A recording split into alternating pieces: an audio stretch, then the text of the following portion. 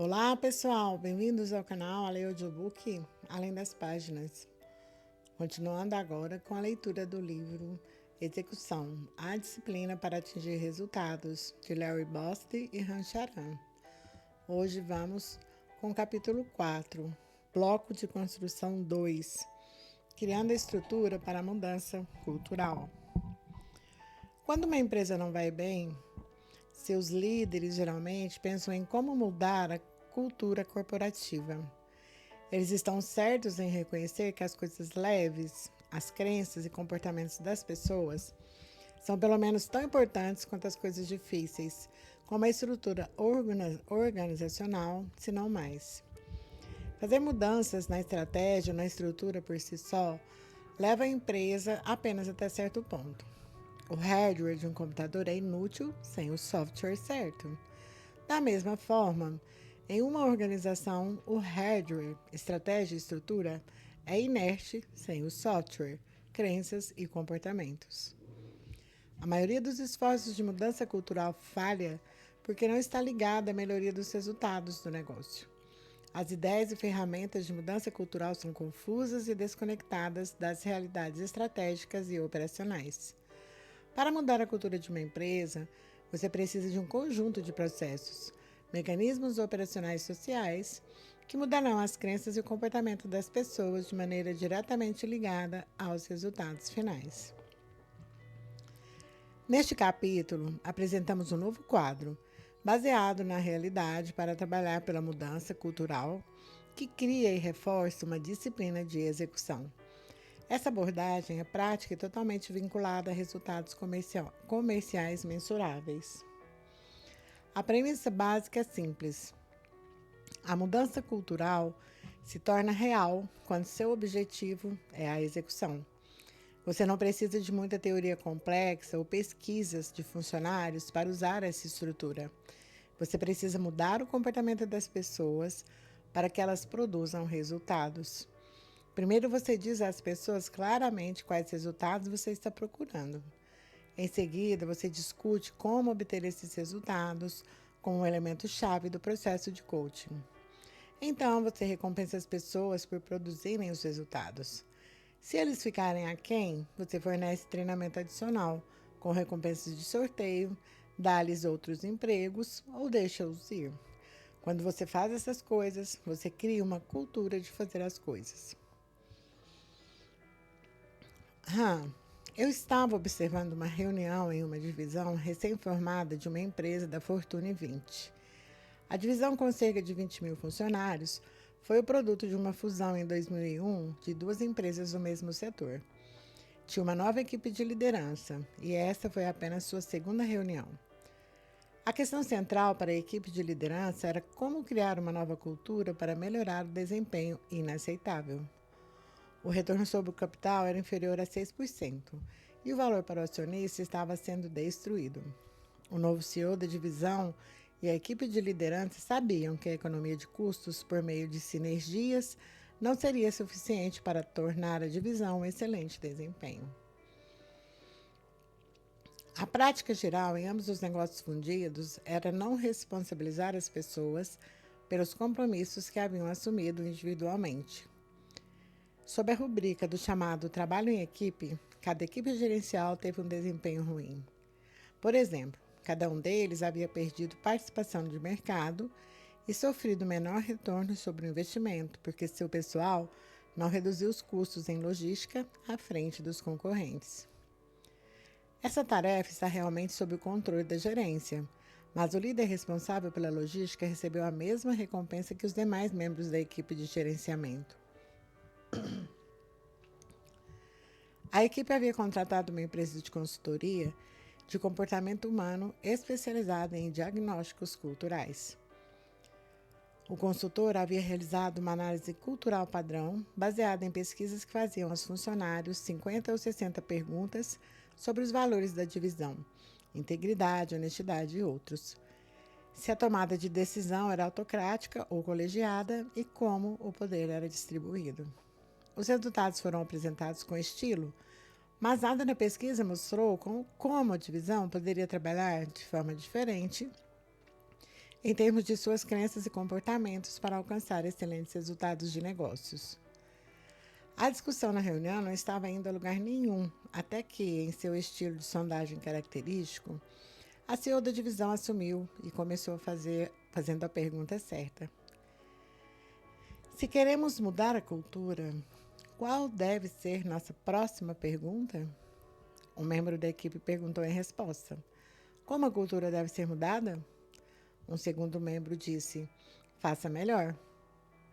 Então alguém perguntou, de que forma? E a lâmpada acendeu. O CEO dividiu a equipe em grupos de 6 e pediu a cada um que encontrasse 10 pares de do que para o quê. Os grupos escreveram algumas palavras importantes. Da cultura da não performance à cultura da performance. Da melhoria estática à melhoria contínua. Do doméstico para o global. Mas faltava especificidade. O CEO aceitou e desafiou os grupos a tornar a lista mais específica e a encontrar uma mudança do que para o que, se realizada, melhoraria drasticamente o comportamento das pessoas-chave que conduziriam o comportamento de todos os outros na divisão. Como a maioria das pessoas tem dificuldade em ser tão específica, o CEO deu o próximo passo. Dividiu a equipe de liderança em equipes de 2 pessoas e pediu a cada dupla que identificasse uma ideia sobre o que era cultura agora e o que deveria se tornar. As equipes concordaram que melhorar a responsabilidade seria a mudança mais importante. Então o líder perguntou, onde isso começa? E a resposta foi, com essa equipe. Então o líder perguntou, você está disposto a responsabilizar cada um de nós? Houve um espanto de silêncio. Mas se você não praticar o comportamento correto nessa equipe, mais alguém na organização fará? Ele perguntou. Nenhuma resposta foi necessária. A pergunta final foi: depois de mudarmos o perfil do nosso grupo, comportamento, o que fazemos a seguir? O chefe de RH disse: comunique-o a 20 mil pessoas. O líder perguntou: como isso faria alguém mudar? Não vai funcionar por si só. O que vai funcionar é a prática da habilidade de prestação de contas, começando aqui mesmo com essa equipe. Depois de nos responsabilizarmos, a próxima fase é essa equipe responsabilizar os 300 gerentes desta divisão por seu desempenho, sem o qual 3 mil supervisores e 17 mil funcionários não experimentarão a cultura e a disciplina de execução. Em seguida, eles discutiram as etapas de ação específicas para colocar a capacidade de prestação de contas na cultura do topo da divisão e os 300 gerentes subordinados à equipe principal. Eles teriam acompanhamento, feedback e recompensas vinculadas ao desempenho e comportamento individual. O comportamento incluía cada membro da equipe de gestão responsabilizando cada um de seus subordinados diretos também. Cultura operacionalizante. Há um ditado que ouvimos recentemente. Nós não pensamos em uma nova maneira de agir, nós agimos em uma nova maneira de pensar. Agir em uma nova maneira de pensar começa com a desmistificação da palavra cultura. Reduzida ao seu essencial, a cultura de uma organização é a soma de seus valores compartilhados, crenças e normas de comportamento. As pessoas que se propõem a mudar uma cultura costumam falar primeiro sobre mudar o conjunto de valores. Esse é o foco errado. Os valores, princípios e padrões fundamentais, como integridade ou respeito pelo cliente, ou no caso da GS Sem Fronteiras, podem precisar ser reforçados, mas raramente precisam ser mudados. Quando as pessoas, especialmente aquelas nos níveis mais altos da empresa, violam um dos valores básicos da empresa, o líder deve se manifestar para sancionar publicamente essas violações. Qualquer coisa menos é interpretada como uma falta de força emocional. As crenças que influenciam comportamentos específicos são mais propensas a precisar de mudança. Essas crenças são condicionadas por treinamento, experiência, o que as pessoas ouvem dentro ou fora das perspectivas da empresa e percepções sobre o que os líderes estão fazendo e dizendo. As pessoas as alteram apenas quando novas evidências mostram de forma persuasiva que são falsas. Por exemplo, se as pessoas em uma organização acreditam que estão em um setor maduro sem perspectivas de crescimento, elas não gastarão muito tempo e energia procurando intensamente oportunidades de crescimento. Se elas acreditam que outros que fazem menos do que eles receberão as mesmas recompensas, essa crença drenará sua energia. Uma das primeiras prioridades de Dick Brown na EDS foi mudar a cultura, concentrando-se em crenças e comportamentos. Em uma reunião de equipe de liderança sênior da EDS, em janeiro de 2000, ele pediu às pessoas que identificassem as crenças mais críticas que moldarão a visão da empresa sobre si mesma nos últimos 5 anos e as crenças mais necessárias agora para a jornada. Trabalhando em grupos, eles criaram as seguintes listas. Crenças EDS antigas. Estamos em um negócio de commodities. A EDS está em um setor maduro e de crescimento lento, terceirização de serviços e informática, que tem muita concorrência, pouca diferenciação e, portanto, margens de lucros inerentemente baixas. Não podemos crescer a taxas de mercado. Como o maior player em um negócio de commodities, a EDS tem dificuldade em encontrar um crescimento lucrativo. Os lucros seguem as receitas.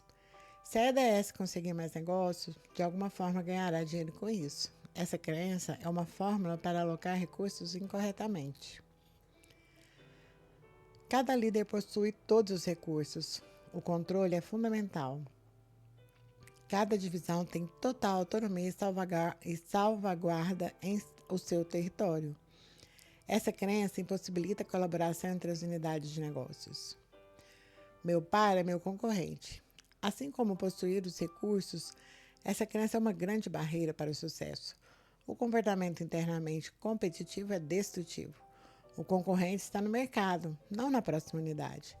Trabalho em equipe, compartilhamento de conhecimento e cooperação são absolutamente essenciais para vencer no mercado. As pessoas não são responsáveis, não é minha culpa. Sabemos mais do que nossos clientes. Nosso pessoal dirá ao cliente quais soluções ele precisa. Essa crença impediu que as pessoas da EDS ouvissem adequadamente os problemas e necessidades de seus clientes. Novas crenças EDS. Podemos crescer mais rápido que o mercado, de forma lucrativa e usando o capital com eficiência. Podemos aumentar a produtividade ano após ano. Estamos comprometidos com o sucesso de nossos clientes. Alcançaremos a excelência do serviço. A colaboração é a chave do nosso sucesso. Seremos responsáveis e comprometidos. Seremos os melhores ouvintes de nossos clientes. A segunda lista tornou-se uma agenda de mudança de atitude, não apenas entre os altos executivos, mas para todos os líderes da EDS. Comportamentos são crenças transformadas em ação. Comportamentos para entregar os resultados. Eles são onde a borracha encontra a estrada. Quando falamos sobre comportamento, estamos falando menos sobre comportamento individual do que sobre normas de comportamento. As formas aceitas e esperadas de grupos de pessoas se comportarem no ambiente corporativo, as regras de engajamento, como algumas pessoas as chamam. As normas são sobre como as pessoas trabalham juntas. Como tal, eles são críticos para a capacidade de uma empresa de criar uma vantagem competitiva, vinculando as recompensas ao desempenho. A base da mudança de comportamento é vincular as recompensas ao desempenho e tornar as ligações transparentes. A cultura de uma empresa define o que é apreciado e respeitado e, em última análise, recompensado. Ele diz às pessoas na organização o que é valorizado e reconhecido e, no interesse de tentar tornar suas próprias carreiras mais bem-sucedidas, é aí que elas se concentrarão. Se uma empresa recompensa e promove pessoas para execução, sua cultura mudará. Muitas empresas fazem um trabalho ruim de vincular a recompensa ao desempenho. Qual é o problema? Enquanto alguns líderes em algumas empresas fazem essa ligação com sucesso, muitos se comportam como covardes. Temos visto repetidas vezes que as pessoas adoram dar recompensas, eles adoram ser amados, mas eles não têm a força emocional para dar um feedback honesto e reter uma recompensa ou penalizar as pessoas. Eles não se sentem à vontade para recompensar o desempenho e o comportamento. Eles procrastinam, adoçam e racionalizam. Às vezes, os líderes até criam novos empregos para os incompetentes. Como resultado, a organização abaixo está totalmente confusa. Na EDS, Dick Brown atingiu rapidamente para garantir que os artistas fossem recompensados mais do que os não artistas. A falta de responsabilidade foi um grande problema na empresa, já que a liderança estava bem compreendida. Não houve consequências negativas para o mau desempenho, lembrou o executivo.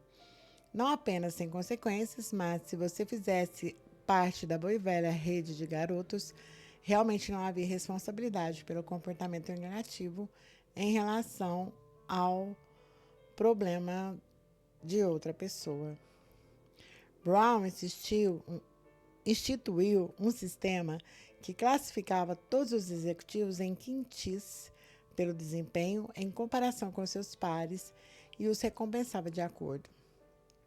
É semelhante à curva de vitalidade que Jack Welch introduziu na GE para diferenciar os jogadores A, B e C.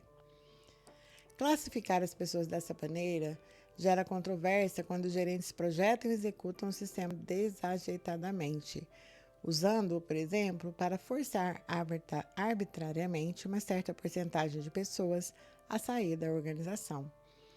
Mas se combinado com coaching, que dá a pessoas com desempenho inferior a oportunidade de melhorar a si mesmos, pode ajudar muito a introduzir uma cultura orientada para resultados. O processo tem que ter integridade. As informações corretas devem ser coletadas e utilizadas com base em critérios de comportamento e desempenho. Os líderes devem dar feedback honesto ao seu pessoal, especialmente aqueles que terminam nas posições mais baixas. Foi o que Brown fez. Por exemplo, ele disse: no primeiro ano, uma pessoa veio até mim e disse: seu sistema não funciona. No ano passado, fui muito bem avaliado. Este ano, fiz o mesmo trabalho e alcancei o mesmo nível de desempenho, mas tive uma classificação muito baixa. Eu disse: bem, deixe-me dar-lhe uma resposta. É uma de duas coisas ou ambas. Número 1. É provável que você não tenha sido tão bom quanto pensava que era no ano passado. Número 2. Se você foi tão bom e fez o mesmo trabalho este ano, você é classificado mais baixo porque não melhorou e todos os outros melhoraram. Você tem que perceber que a EDS está melhorando e todo o corpo precisa melhorar o trabalho que faz. E se você continuar o mesmo, você está ficando para trás. A EDS também leva em consideração o comportamento dos indivíduos em suas recompensas. A colaboração, por exemplo, foi importante para o sucesso do novo modelo de negócios, mas no antigo EDS havia muito pouco comportamento colaborativo. Assim, na parcela de incentivo de sua remuneração, os líderes agora são avaliados e recompensados em parte pela forma como trabalham juntos. Suponha que Bob, em uma linha de negócios, desenvolva um cliente e, em seguida, entregue o cliente à Linda em outra linha, porque sua unidade pode atender melhor ao cliente. Seu sacrifício será anotado em sua avaliação e o líder de sua organização levará isso em consideração ao definir seu bônus. Os vendedores obtêm incentivos específicos para negócios que entregam a outras linhas de negócios. Qualquer que seja a abordagem que você use para determinar as recompensas, o objetivo é o mesmo. O sistema de compensação precisa ter os sentimentos certos. Você deve recompensar não apenas as conquistas fortes em números, mas também os comportamentos desejáveis que as pessoas realmente adotam. Você deve aumentar a população de jogadores A, definidos como aqueles que são os melhores em comportamento e desempenho. Você deve remover os formadores non-per. Com o tempo, seu pessoal ficará mais forte e você obterá melhores resultados financeiros. Larry, você obtém o que mede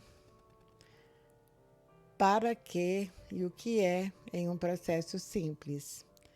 No início do ano, escrevo uma carta para cada um dos líderes de negócios e líderes de equipe da Honor e digo: isto é o que concordamos ser seus objetivos.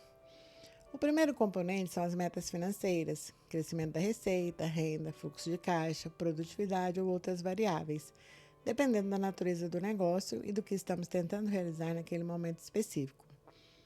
As metas serão ponderadas de acordo com a natureza do negócio. Por exemplo, se uma pessoa precisa desenvolver 4 novos produtos, posso diminuir a meta de crescimento de vendas e produtividade e aumentar a meta de lançamentos de produtos. O segundo componente seriam outros objetivos, focados no que estamos fazendo neste ano e no longo prazo. Esses objetivos podem ser qualquer coisa, desde a criação da infraestrutura Six Sigma até a entrada em um mercado específico. Avaliamos formalmente o desempenho e o potencial 2 vezes por ano em nossas análises de recursos gerenciais. E então vinculamos os resultados das avaliações à compensação. O gerente geral de cada negócio estabelece metas específicas para cada um de seus subordinados diretos. Todos eles podem ter os mesmos objetivos financeiros, mas terão objetivos não financeiros diferentes. Construir uma organização mais forte, trabalhar com diversidade ou qualquer que seja a questão-chave do dia. Você quer diferenciação entre opções, entre bônus e entre aumentos salariais.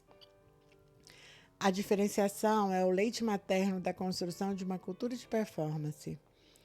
Para as 250 melhores pessoas, eu uso opções de ações.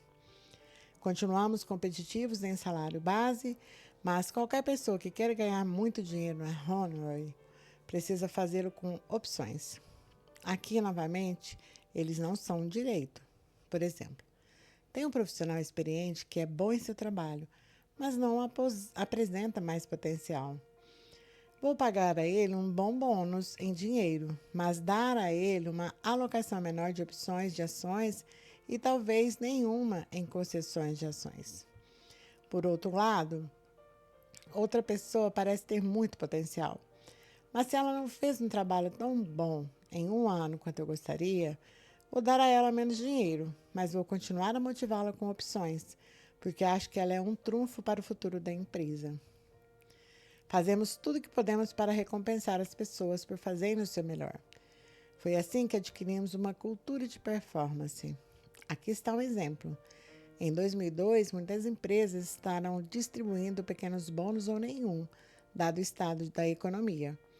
Nosso componente aeroespacial foi atingido com mais força do que a maioria pelos ataques terroristas de 11 de setembro. E muito poucos de seus negócios se igualaram aos resultados do ano anterior. Mas estamos medindo o desempenho das pessoas contra seus concorrentes neste tipo de ambiente. Se eles fizerem melhor, eles receberão bônus. Vincular recompensa ao desempenho é necessário para criar uma cultura de execução, mas não é suficiente por si só. Com muita frequência, um novo líder duro, lutando por uma cultura de desempenho, estabelecerá padrões de desempenho rigorosos e depois se afastará para ver o jogo se desenrolar. Afundar ou nadar é a mensagem. Muitas pessoas vão afundando e a organização pode afundar também, como Sunburn fez com Al Dunlap. Outros líderes projetam recompensas para novos comportamentos de execução, mas os implementam brutalmente. Eles não dão o importante passo de ajudar as pessoas a dominar os novos comportamentos exigidos. Eles não treinam. Eles não ensinam as pessoas a dividir um conceito principal em tarefas críticas menores que podem ser executadas a curto prazo, o que é difícil para algumas pessoas. Eles não conduzem os diálogos que revelam realidades, ensinam as pessoas a pensar ou encerram questões. A parte que falta na equação está no que chamamos de software social de execução. O software social de execução. Em quantas reuniões você participou onde todos pareciam concordar no final sobre quais ações seriam tomadas, mas nada realmente aconteceu como resultado? Estas são as reuniões onde não há debate robusto e, portanto, ninguém manifesta suas dúvidas. Em vez disso, eles simplesmente deixaram o projeto de que não gostavam ter uma morte silenciosa ao longo do tempo. Em minha carreira como consultor de grandes organizações e seus líderes, testemunhei muitas ocasiões, mesmo nos níveis mais altos, em que mentiras silenciosas e falta de fechamento levam a decisões falsas. Eles são falsos porque acabam sendo desfeitos por fatores não ditos em inação. Esses casos de indecisão compartilham uma semelhança familiar, uma falha nas interações pessoais que deveriam produzir resultados. As pessoas encarregadas de chegar a uma decisão e agir de acordo com ela não conseguem se conectar e se envolver umas com as outras. Intimidadas pela dinâmica grupal de hierarquia e constrangidos pela formalidade e pela falta de confiança, eles falam suas falas de forma dura e sem convicção. Na falta de comprometimento emocional, as pessoas que devem executar o plano não agem de forma decisiva. Essas interações defeituosas raramente ocorrem isoladamente. Com muito mais frequência, elas são típicas do modo como grandes e pequenas decisões são tomadas, ou não tomadas, em toda a empresa. A incapacidade de agir de forma decisiva, que se traduz em incapacidade de executar, está enraizada na cultura corporativa e parece aos funcionários ser impermeável à mudança. A palavra-chave aqui é parece, porque de fato os líderes criam uma cultura de indecisão e os líderes podem quebrá-la. O principal instrumento à sua disposição é o software social da organização. Como um computador, uma corporação tem hardware e software. Chamamos o software da corporação de software social, porque qualquer organização de 2 ou mais seres humanos é um sistema social. O hardware inclui coisas como estrutura organizacional, design de recompensas, compensação e sanções, design de relatórios financeiros e seu fluxo. Os sistemas de comunicação fazem parte do hardware, assim como uma distribuição hierárquica de poder, onde coisas como atribuição de tarefas e aprovações no nível do orçamento são visíveis, conectadas e formais. O software social inclui os valores, crenças e normas de comportamento, juntamente com tudo mais que não seja hardware. Como o software do computador é o que dá vida ao hardware corporativo como um sistema em funcionamento. A estrutura divide uma organização em unidades projetadas para realizar determinados trabalhos. O desenho da estrutura é obviamente importante, mas é o software que integra a organização em todo unificado e sincronizado. Hardware e software em combinação criam a relação social, as normas de comportamento, as relações de poder, fluxos de informação e fluxos de decisões. Por exemplo, os sistemas básicos de recompensa são hardware porque são quantitativos. Você faz seus números, o sistema te recompensa de acordo com uma fórmula e parabéns, aqui está o cheque. Mas se você quiser recompensar outros comportamentos, seu histórico com 6 Sigma ou na melhoria da diversidade de sua equipe de liderança ou sua colaboração com colegas, o software entra em cena, porque define as normas de comportamento que estão sendo recompensadas.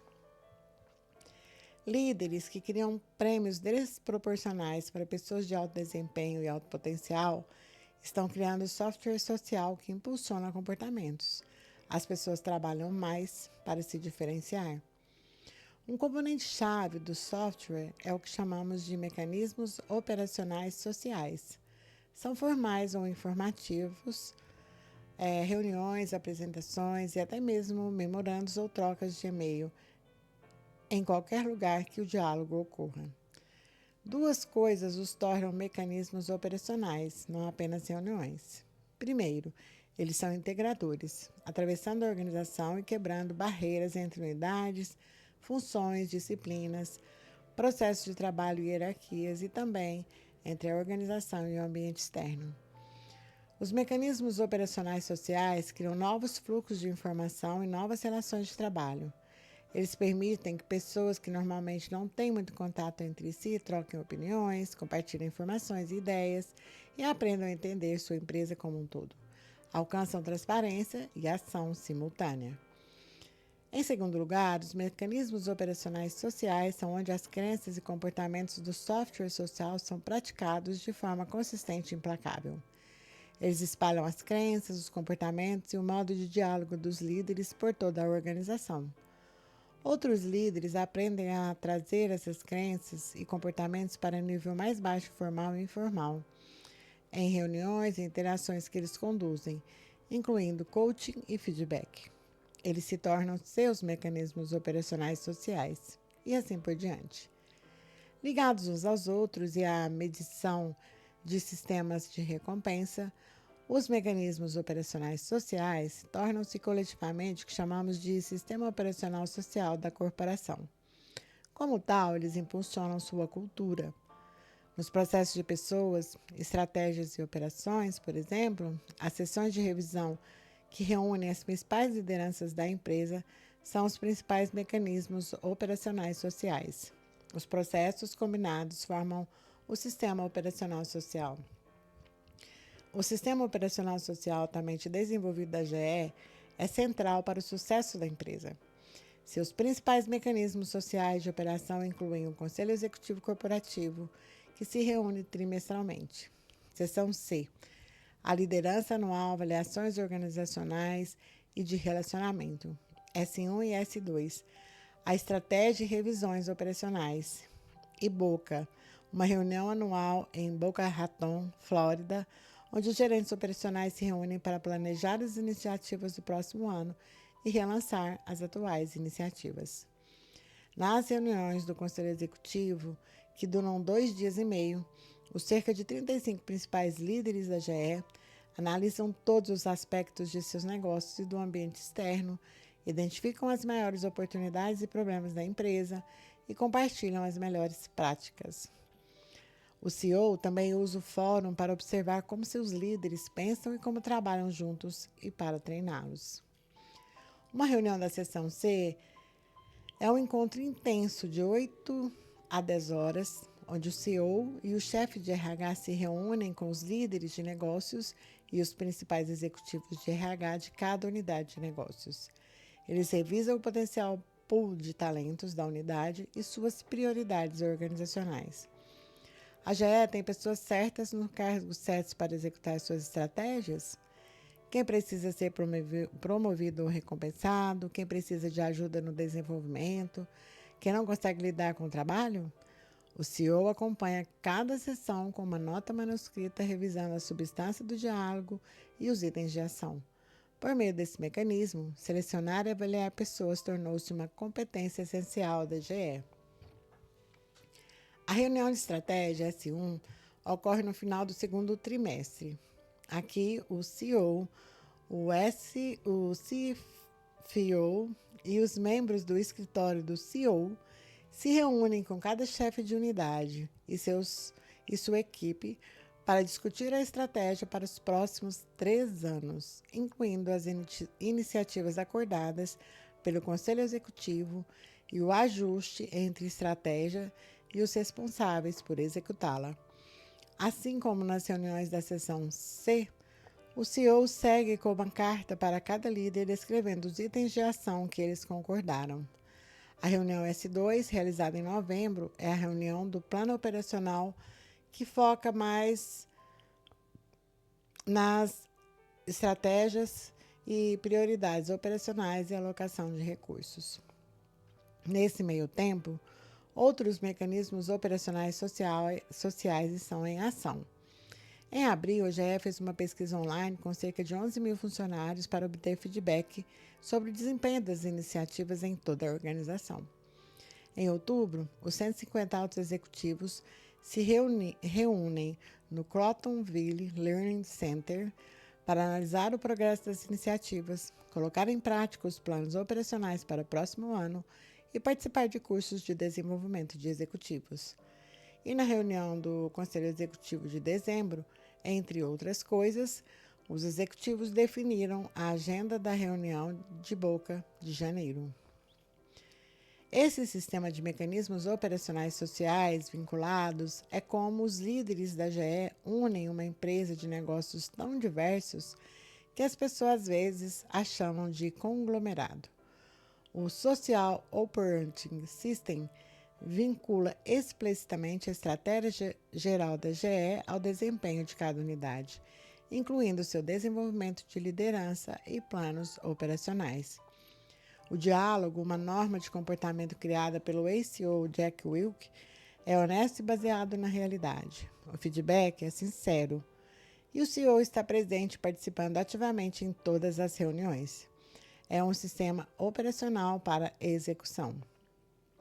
A corporação contemporânea é complexa e cada uma de suas muitas partes está constantemente em movimento, movendo estruturas, movendo ideias, movendo decisões e movendo pessoas, todas respondendo a um ambiente de negócios em movimento. O sistema operacional social é a constante. Mais do que qualquer outra coisa, ele fornece a estrutura consistente necessária para criar maneiras comuns de pensar, se comportar e fazer. Com o tempo, transcende até mesmo culturas locais profundamente enraizadas. Larry, nosso sistema operacional social na Honeywell não é tão elaborado quanto o da GE, mas serve aos mesmos propósitos.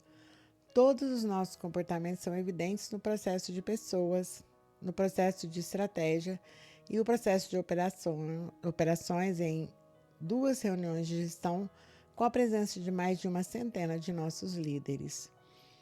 Essas reuniões são onde as pessoas praticam esses comportamentos com mais intensidade. A partir daí, ela desce em cascata para a organização. Uma das coisas mais importantes que as pessoas levam consigo dos processos é a compreensão de como trabalhar em conjunto em um debate construtivo. Ninguém tem todas as ideias ou todas as respostas. Se tivermos um problema em um lugar, as pessoas responderão reunindo-se e encontrando uma solução, não ficando sentadas reclamando que não tem uma solução ou decidindo contratar um consultor. Não esperamos que as pessoas saibam tudo, mas esperamos que as pessoas obtenham as melhores respostas possíveis e elas as obtêm trabalhando com outras pessoas. Praticar esses debates construtivos ao longo do tempo cria confiança nas pessoas para lidar com questões desconhecidas à medida que surgem. A importância do diálogo robusto. Você não pode ter uma cultura de execução sem um dia robusto. Yogi, que traz a realidade à tona através da abertura, franqueza e informalidade. O diálogo robusto torna uma organização eficaz na coleta de informações, na compreensão das informações e na reformulação delas para produzir decisões. Ela promove a criatividade. A maioria das inovações e invenções são incubadas por meio de um diálogo robusto. Em última análise, cria mais vantagem competitiva e valor para o acionista. Um diálogo robusto começa quando as pessoas entram com a mente aberta. Eles não estão presos por preconceitos ou armados com uma agenda privada. Eles querem ouvir novas informações e escolhem as melhores alternativas para que ouçam todos os lados do debate e façam suas próprias contribuições. Quando as pessoas falam com franqueza, elas expressam suas opiniões reais, não aquelas que irão agradar os jogadores de poder ou manter a harmonia. De fato, a harmonia, procurada por muitos líderes que não desejam ofender ninguém, pode ser inimiga da verdade. Ela pode esmagar o pensamento crítico e conduzir a tomada de decisões para o subsolo. Quando a harmonia prevalece, eis como as coisas geralmente se resolvem. Depois que os principais jogadores saem da sessão, eles vetam silenciosamente as decisões que não gostaram, mas não debateram na hora. Um bom lema a ser observado é verdade sobre a harmonia. A franqueza ajuda a acabar com as mentiras silenciosas e os vetos de bolso e evita as iniciativas paralisadas e retrabalhos que drenam energia.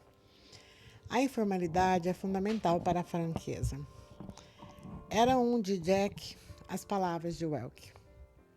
A formalidade suprime o diálogo. A informalidade o encoraja. As conversas e apresentações formais deixam pouco espaço para debate. Eles sugerem que tudo é roteirizado e pré-determinado. O diálogo informal está aberto. Ele convida perguntas, incentivando a espontaneidade e o pensamento crítico. Em uma reunião em um ambiente formal e hierárquico, o jogador poderoso pode se safar matando uma boa ideia. Mas a informalidade encoraja as pessoas a testarem seus pensamentos, experimentarem e checarem. Permite-lhes correr riscos entre colegas, chefes e subordinados. A informalidade revela a verdade. Ele traz à tona as ideias inovadoras, ideias que podem parecer absurdas à primeira vista, mas que criam avanços. Finalmente, o diálogo robusto termina com o encerramento. No final da reunião, as pessoas concordam sobre o que cada pessoa deve fazer e quando. Eles se comprometeram com isso em um fórum aberto. Eles são responsáveis pelos resultados. A razão pela qual a maioria das empresas não encara bem a realidade é que seus diálogos são ineficazes. E isso mostra em seus resultados. Pense nas reuniões que você participou, aquelas que foram uma perda de tempo sem esperança e aquelas que produziram energia e ótimos resultados. Qual foi a diferença? Não era a agenda, nem se a reunião começou na hora ou quão disciplinada foi. E certamente não as apresentações formais. Não. A diferença estava na qualidade do diálogo. Na típica reunião corporativa, uma revisão de negócios, por exemplo, o diálogo é restrito e politizado. Algumas pessoas querem sombrear e suavizar o que dizem para evitar um confronto. Outros precisam vencer aqueles com quem estão falando até a submissão. Em grupos que contêm os dois tipos de pessoas, o que acontece em muitas reuniões, o diálogo torna-se um esporte de combate para os assassinos e uma humilhação ou tédio para os passivos. Pouca realidade é colocada na mesa e a reunião não leva muito as questões adiante. Agora pense em uma reunião que produziu grandes resultados, que chegou à realidade e terminou com um plano de resultados. Como isso aconteceu? O diálogo altera a psicologia de um grupo. Ele pode expandir a capacidade de um grupo ou reduzi-la. Pode ser energizante ou drenante de energia. Pode criar autoconfiança e otimismo ou pode produzir pessimismo. Pode criar unidade ou pode criar facções amargas. O diálogo robusto traz à tona a realidade, mesmo quando essa realidade deixa as pessoas desconfortáveis, porque tem propósito e significado. É aberto, duro, focado e informal. O objetivo é convidar vários pontos de vista, ver os prós e contras de cada um e tentar construir novos pontos de vista de forma honesta e sincera. Essa é a dinâmica que estimula novas perguntas, novas ideias e novos insights, em vez de desperdiçar energia na defesa da velha ordem. Como fazer com que as pessoas pratiquem um diálogo robusto quando estão acostumados aos jogos e evasões do diálogo corporativo clássico? Começa no topo, com os diálogos do líder da organização. Se ele ou ela está praticando um diálogo robusto, os outros vão seguir a deixa. Alguns líderes podem não ter a força emocional necessária para provocar desacordo sem ficar na defensiva. Outros podem precisar aprender algumas habilidades específicas para ajudar as pessoas a desafiar e debater de forma construtiva. Essas pessoas devem ser capazes de obter ajuda. Mas a chave é que as pessoas agem de acordo com seu modo de pensar porque são motivadas por resultados. Se você recompensa pelo desempenho, o interesse pelo desempenho será suficientemente profundo para patrocinar um diálogo. Todos precisam obter a melhor resposta, e isso significa que todos devem ser sinceros em suas trocas.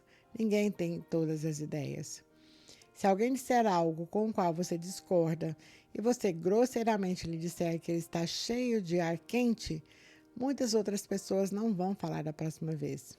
Se em vez disso você disser, ok, vamos falar sobre isso, vamos ouvir todo mundo e depois fazer nossa escolha, você vai ficar muito melhor na fita. Líderes exibem o comportamento e toleram. Uma vez que você entende o software social, fica claro que nenhum líder que esteja desvinculado da vida diária da empresa pode mudar ou sustentar sua cultura. Como diz Dick Brown, a cultura de uma empresa é o comportamento de seus líderes. Os líderes obtêm um comportamento que exibem e toleram. Você muda a cultura de uma empresa mudando o comportamento de seus líderes. Você mede a mudança de cultura, medindo a mudança de comportamento pessoal de seus líderes e o desempenho do negócio. Para construir uma organização de execução, O líder tem que estar presente para criar e reforçar o software social com os comportamentos desejados e o diálogo robusto. Ele tem que praticá-los e treiná-los incansavelmente nos mecanismos operacionais sociais. Por exemplo, alguns líderes usam teleconferências regulares como um mecanismo operacional para impulsionar a mudança de cultura, forçando nova franqueza e realismo nos diálogos e na tomada de decisões dos principais líderes da empresa. As chamadas introduzem responsabilidade e acompanhamento. O próprio comportamento do líder, incluindo sua comunicação com as pessoas em todos os níveis, modelava e reforçava as crenças e o comportamento que seu pessoal precisava aprender. O diálogo que o líder conduz nessas ligações desenvolve a imagem total da empresa para todos verem. Todos vieram preparados para explicar o que será feito no próximo mês para cumprir os compromissos se os resultados estiverem aquém das expectativas. Ao discutir todo o negócio e focar no ambiente externo, todos os participantes sabem mais sobre tendências gerais, concorrência, problemas e obstáculos. Se eles estiverem fazendo seu trabalho para ajudar a construir uma cultura de execução, essas informações se espalharão pela empresa. Você pode criar uma cultura de execução em seu próprio negócio se ela for parte de uma organização maior que não possui uma? Se você tentar, você se tornará um pária social? As chances são de que você consiga, especialmente quando começar a mostrar lucro e crescimento de receita. Larry, você como líder não quer enviar seu pessoal em missões de harakiri, mas acha que pode fazê-lo mesmo que não seja parte de um grande impulso corporativo. Sempre fiz minhas resenhas com a ideia de que você quer divulgar a verdade.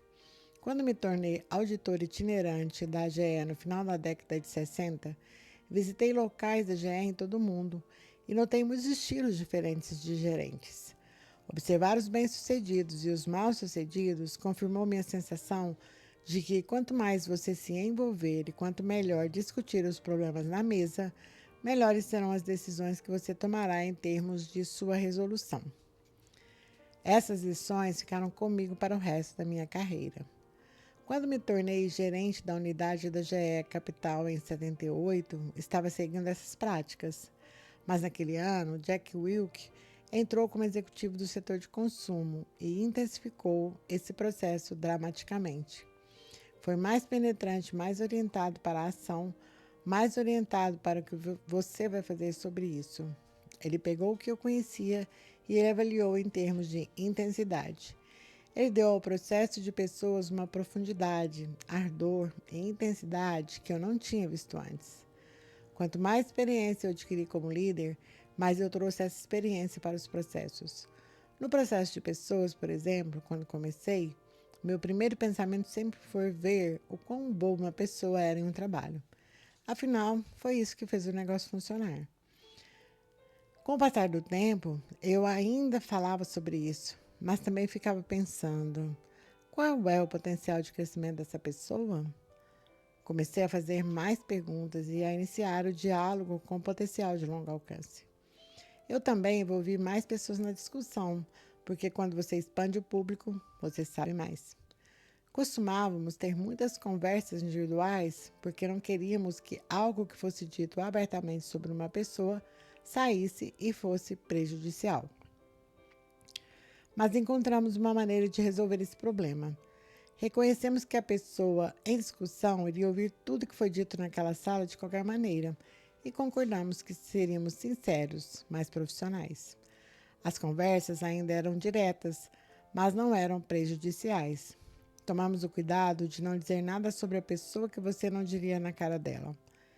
Eu nasci hands-on e sempre fui empolgado com o meu negócio. Estou entusiasmado, intrigado e curioso sobre isso. E é isso que determina se você pode fazer essas mudanças em sua organização. Se você os achar problemáticos, se você achar que eles estão tentando, eles não funcionarão. Você tem que gostar do processo, senão não vai funcionar. O sucesso na execução de uma mudança cultural depende, em primeiro lugar, de ter as pessoas certas. No próximo capítulo, nos voltamos para o trabalho mais importante que os líderes fazem: selecionar e avaliar pessoas. E assim finalizamos mais este capítulo deste livro, com vários ensinamentos e insights. Agradeço por você estar comigo até aqui. Se gostou, curte, compartilha, deixe seu comentário. E até breve com o nosso próximo capítulo. Tchau, tchau.